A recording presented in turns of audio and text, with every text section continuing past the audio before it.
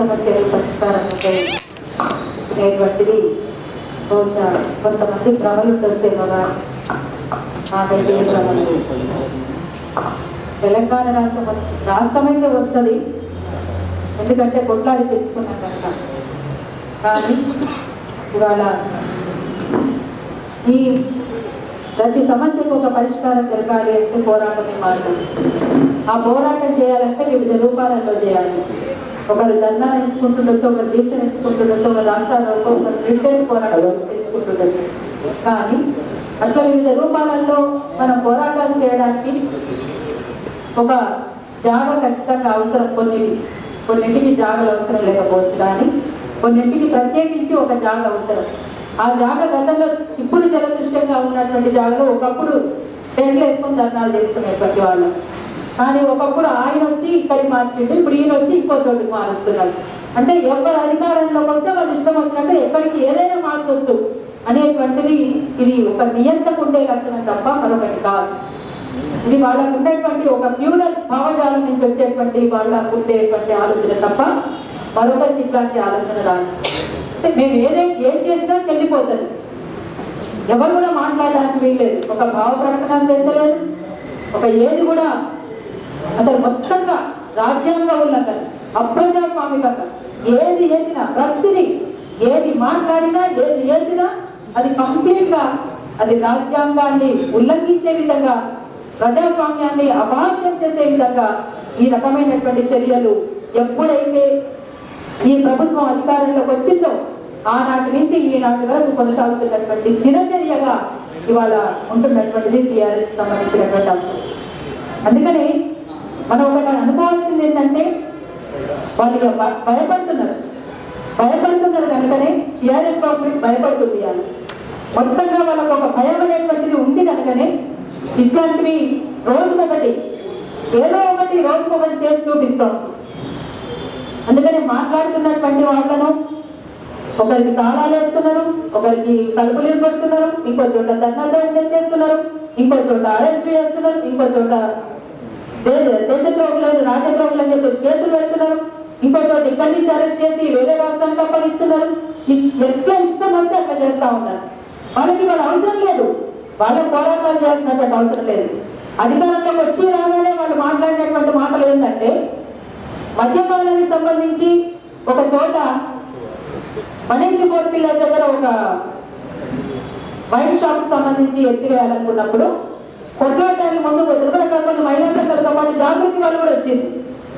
వాళ్ళు వచ్చి మాట్లాడుతున్నప్పుడు అక్క ఇవాళ ఇక్కడ జరుగుతూ ఉంది, మహిళల అందరం కదిలిపోవాలి కదా అని కవితకి ఫోన్ చేస్తే అసలు మనం ఉద్యమాలు చేయాల్సినటువంటి అవసరమే లేదు, మనం అధికారంలో వచ్చిన తర్వాత ఉద్యమాలతో మనం చెప్పాలి మీరు పోవద్దు అని చెప్పింది.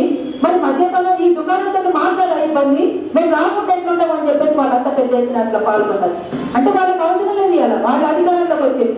అందుకని వాళ్ళ పోరాటాలు చేసినటువంటి అవసరం వాళ్ళకి లేదు. ఎప్పుడు ఉంటుంది మళ్ళీ వాళ్ళకంటే రేపు 2019లో అధికారం పోయి మళ్ళీ వాళ్ళు ప్రతిపక్షంలోకి వస్తే వాళ్ళకి మళ్ళీ ధర్నా చౌట్యాలకు వస్తారు. అప్పుడు మళ్ళీ ఎక్కడో ఒక చోట ధర్నా చేయడానికో ఏదైనా చేయడానికి అవకాశం ఉంటుంది. అంతే తప్ప ఇవాళ వాళ్ళకి అవసరం లేదు కనుక ఏదేమైనా ఈ రోజు ఇంతకుముందు జరిగిన విషయం విశ్వేశ్వరరావు సార్ చెప్పిండు, కృష్ణ కూడా చెప్పిండు. ఇవాళ జరుగుతున్నటువంటి తీరు ఎవరు కూడా ఎక్కువ పెద్ద మొత్తంలో నిరసన వ్యక్తం చేస్తలేరు. ఖచ్చితంగా మరి తెలంగాణ రాష్ట్రంలో మరిదశ తెలంగాణ ఉద్యమంలో పెద్ద ఎత్తున ఎక్కడికక్కడ నిరసనలు వ్యక్తం చేసినటువంటి వాళ్ళు, రాయగలిగినటువంటి వాళ్ళు, మాట్లాడగలిగినటువంటి వాళ్ళు, పాడగలిగినటువంటి వాళ్ళు, ప్రశ్నించినటువంటి వాళ్ళు ఎక్కడన్నా తెలియాలి. మరి అంటే ఇంకా చాలా మంది వాటికి తాళాలు పడాలి, ఇంకా చాలా పగలాలి, ఇంకా చాలా చోట్ల ఇంకా వేరే జరగాలి, అరెస్ట్ జరగాలి. అట్లా జరిగినప్పుడు రారా ముందుకి ఇది ఎక్కడిది అసలు ఎక్కడున్నాం మనం అంతా కూడా దేనికోసం భయపడుతున్నారు, ఎందుకోసం భయపడుతున్నారు అంటే మనం ప్రశ్నించే హక్కు కూడా లేనటువంటి పరిస్థితిలో ఇవాళ ఈ రకమైనటువంటి చర్యలు కొనసాగిస్తుంటే కూడా ప్రశ్నించలేకపోతే ఎక్కడున్నా మనం అంతా అని చెప్పేసి ప్రశ్నించుకోవాల్సినటువంటి అవసరం ఉంది. అందుకని గతంలో ఎక్కడెక్కడి నుంచి అయితే పెద్ద ఎత్తున మేధావులు అని చెప్పుకుంటున్నటువంటి వాళ్ళంతా ఎక్కడెక్కడ ఉన్నారో వాళ్ళంతా బయటికి రావాల్సినటువంటి అవసరం ఉన్నది. ఇవాళ మొత్తంగా ప్రతిపక్షంలో ఉన్నటువంటి వాళ్ళంతా కూడా వచ్చి ధర్నా చౌక్ లో నిలబడాల్సినటువంటి అవసరం అయితే ఖచ్చితంగా ఉన్నది. ఇవాళ మేము పోలీస్ స్టేషన్ పోయినాం, విశ్వేశ్వరరావు సార్, నేను, కృష్ణ, రవిచంద్రన్న, మేము కొంతమంది కలిసి పోలీస్ స్టేషన్ అరెస్ట్ అయిన వాళ్ళని కలవడానికి గాంధీనగర్ పోలీస్ స్టేషన్ పోతే గతంలో ఉన్న పోలీస్ స్టేషన్కి ఇప్పుడున్న పోలీస్ స్టేషన్తో అసలు సంబంధం లేదు. హైకోర్టు పోలీస్ స్టేషన్ అది. ఎంత బ్రహ్మాండంగా అనుకుంటున్నారు మీరు. అక్కడ పోతే అసలు అక్కడ ఉన్న ఇంత బాగుంటా ఉన్నాం అనేటువంటిది అర్థం కాదన్నమాట. అక్కడ కూర్చున్న పోలీసులకు ఏమాలోచనలు వస్తాయండి? ఏమాలోచనలు వస్తాయి? కష్టపడే తత్వం వస్తుందా? రెండు పోలీసు కదా, అందుకని ఇష్టం వచ్చినట్టు తింటుండ్రు విశ్వేశ్వరరావు గారిని పట్టుకోండి. ఒక వయసుతో నిమిత్తం లేదు. పోలీసులు ఏం కర్మ? అధికారంలో ఉన్న వాళ్ళకే నోటికి ఏ మాట వస్తే ఆ మాట అసెంబ్లీలోనే తింటున్నారు కదా. వాళ్ళ సంస్కారాన్ని కోల్పోయింది మొత్తంగా. ఇవాళ ఏ మాట కూడా మాట్లాడడానికి బయట వాళ్ళు ఎవరు మాట్లాడినా వినే పరిస్థితిలో వాళ్ళు లేరు. అందుకని ప్రతిదీ కూడా అణిచివేతతోటి కొనసాగిస్తామని అనుకుంటే గతంలో ఏ ప్రభుత్వాలకు ఏ గతి పట్టిందో మీకు కూడా అదే గతి పడుతుంది అనేటువంటి విషయాన్ని ఖచ్చితంగా ఇవాళ ఉన్నటువంటి ప్రభుత్వం ఆలోచించాలి. వెంటనే ఇవాళ ఈ ధర్నా చౌకని మార్చాలి అనేటువంటి విషయాన్ని వెనక్కి తీసుకోవాలి. అది ప్రజలకు వాళ్ళు ప్రశ్నించడానికి, వాళ్ళ నిరసనను వ్యక్తం చేయడానికి అదొక ముఖ్యమైనటువంటి జాగాది. అది వాళ్ళ హక్కు కూడా. కొట్లాడడానికి వాళ్ళకు ఒక హక్కు ఉన్నది. ఇవాళ ఆ హక్కును లేదు అని చెప్పడానికి ఎవరికి కూడా లేదు హక్కు. అందుకనే ఖచ్చితంగా అది అక్కడ ఉండాలి, ఉండి తీరాలి. దానికి సంబంధించినటువంటి అంశంలో కార్యాచరణ రేపు జరగబోయేటువంటి దాంట్లో తప్పనిసరిగా పెద్ద ఎత్తున అందరూ కదిలి రావాల్సినటువంటి అవసరం ఉన్నది.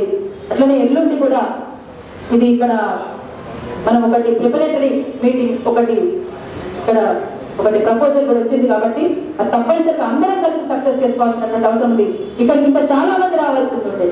ఎందుకు రాలేదు అంటే ధర్నా చౌక్ సంబంధించింది కొద్దిమందికి అవసరం. అది రేపు అన్ని అయితే మాత్రం అంతగా మాకు కావాలి. ఏదైనా జరగడానికి మేము ముందుకు రావాలంటే మాత్రం భయపడతాం అనేటువంటిది అనుకుంటే భయపడుతూ పిరికి పందల్లాగా ఇంతకాలం ఉంటాం. ధైర్యంగా ముందుకు రావాల్సినటువంటి అవసరం లేదా? ఈ గడ్డ పోరాటం తప్ప వెనకలకు వేసేటువంటి పరిస్థితి తెలియదు.